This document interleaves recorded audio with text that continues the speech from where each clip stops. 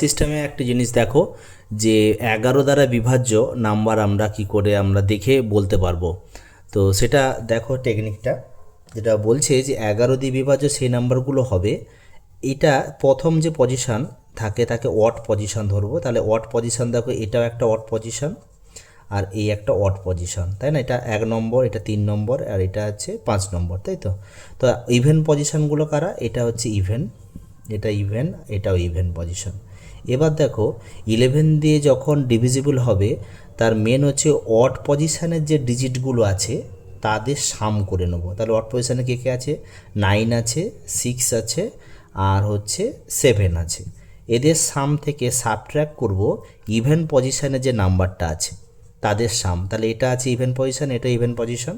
তাহলে এদের যদি বিয়োগ ফলটা যদি 0 অথবা 11 দ্বারা বিভাজ্য হয় বা 11-এর কোনো মাল্টিপল আসে, তখন বলবো এটা 11 দ্বারা ডিভিজিবল হবে।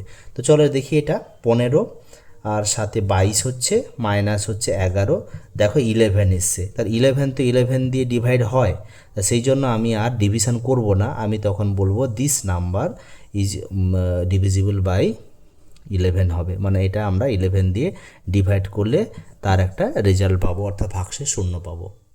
Thank you.